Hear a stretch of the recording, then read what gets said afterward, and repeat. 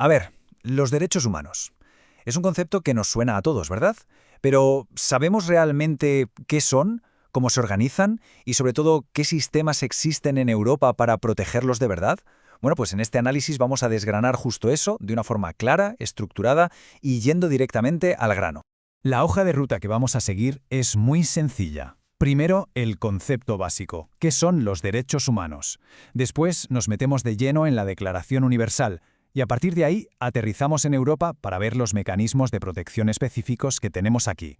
Venga, pues vamos a ello. Empecemos por el principio, por la base de todo. La pregunta fundamental. ¿Qué son exactamente los derechos humanos?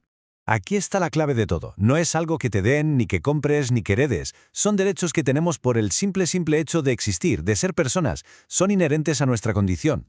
Y es que estas características son las que definen su poder. Son universales, o sea, para todo el mundo, sin excepción, innatos porque nacemos con ellos, inviolables, esto es importantísimo, ninguna autoridad puede quitárnoslos. Y además son interdependientes, están todos conectados entre sí. Claro, su protección no ha sido algo estático, ha ido evolucionando. Después de ese gran hito que fue la Declaración del 48, se suele hablar de 3 generaciones. Primero se aseguraron los derechos civiles y políticos, después se sumaron los económicos y sociales, y finalmente los llamados de solidaridad, que ya responden a un mundo globalizado. Venga, vamos ahora con el documento que lo cambió absolutamente todo, la Declaración Universal de Derechos Humanos. Y su estructura es, la verdad, sorprendentemente sencilla pero potentísima. Tiene un preámbulo, que es como la declaración de principios, y luego 30 artículos que van detallando cada uno de los derechos. Pues vamos a meternos justo ahí, en el corazón de la declaración, para entender bien esa base de dignidad y libertad sobre la que se construye todo. Esta frase, que es con la que arranca el preámbulo, es la piedra angular de todo el sistema. Fijaos qué potente. Vincula directamente la paz en el mundo con el respeto a la dignidad y los derechos de cada persona. Para la época, fue una declaración de intenciones brutal.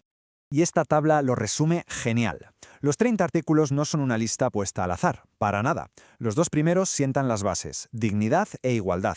Luego, del 3 al 21, vienen los derechos civiles y políticos. Después, los económicos y sociales, como el derecho al trabajo. Y los últimos marcan el marco general de protección. Y ojo, que aquí viene un punto crucial. La declaración no es una simple carta de buenas intenciones. No. Sus disposiciones son obligatorias para los Estados miembros de la ONU. Al firmar, se comprometen a respetarlas. Es un compromiso internacional en toda regla.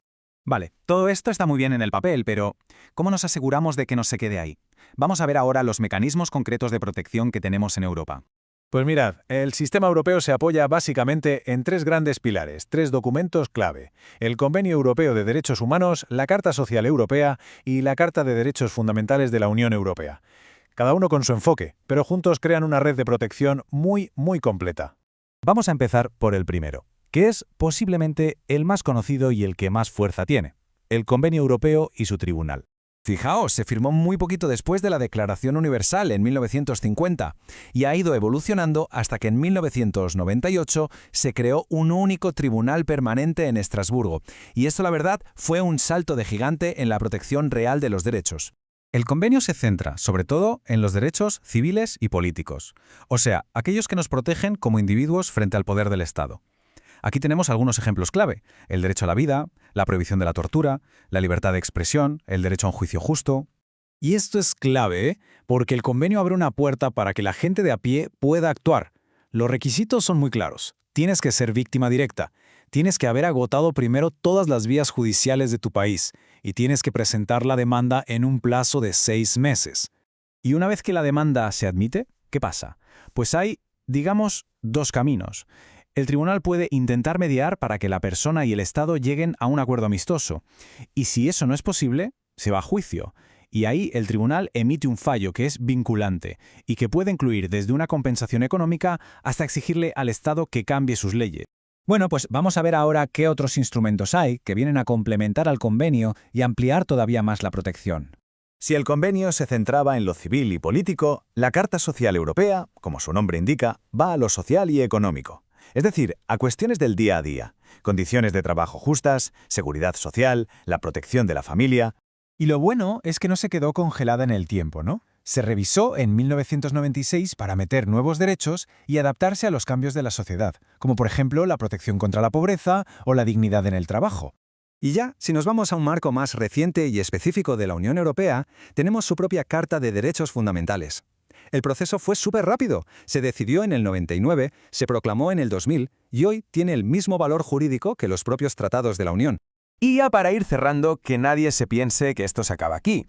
Además de estos tres grandes pilares, hay toda una red de mecanismos más especializados que son como herramientas de precisión para proteger áreas muy concretas, como la lucha contra la tortura, el racismo o la protección de las minorías. Así que hemos visto el qué son los derechos y el cómo se protegen. La estructura, la verdad, es sólida, está muy detallada. Pero claro, esto nos deja con una última reflexión.